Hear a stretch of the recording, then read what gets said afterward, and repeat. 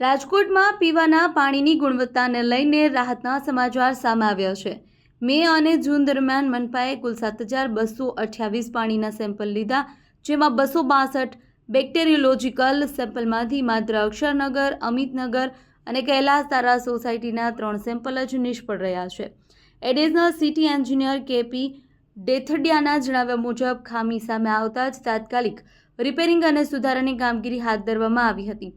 ત્યારબાદ ફરી સેમ્પલ લઈ પાણીની ગુણવત્તા સંતોષજનક હોવાનું ચકાસવામાં આવ્યું છે। રાજકોટ મહાનગરપાલિકા દ્વારા ત્રણેય વોર્ડમાં ઝોનમાં તેમજ દરેક વોર્ડમાં થઈને રાજકોટ મહાનગરપાલિકા મે જૂનમાં 7,228 સેમ્પલ લેવામાં આવેલા હતા, જે રેસિડ્યુઅલ ક્લોરીન ટેસ્ટ કરતા હોય। આ ઉપરાંત 262 સેમ્પલ બેક્ટેરિયોલોજીકલ માટે લેવામાં આવેલ।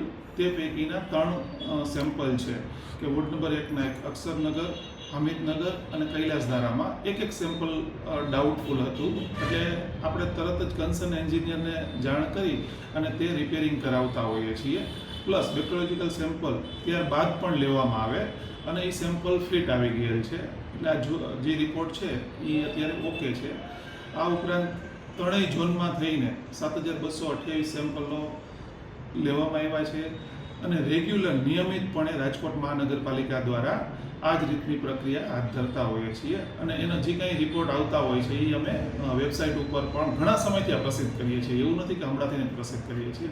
તમે જોઈ શકો છો રાજકોટ આરએમસીની વેબસાઇટ ઉપર ઘણા સમયથી આ પ્રકારના રિપોર્ટ અમે પ્રસિદ્ધ કરીએ। આ જે સેમ્પલ છે એ 30/5/7/6 હતા, તે પછી રિપેરિંગ થઈ ગયા પછી પાછા રીસેમ્પલ કરવામાં આવતા હોય છે અને એ રીસેમ્પલ થઈ ગયા પછીની પ્રક્રિયા પાછી હાથ ધરી કે ભાઈ ટેસ્ટ ઓકે આવી ગયું છે, તે પછી અમે પ્રસિદ્ધ કરતા હોઈએ છીએ। એટલે મોડો પ્રસિદ્ધ કરવાનો કે એવો કોઈ ઉદ્દેશ નથી।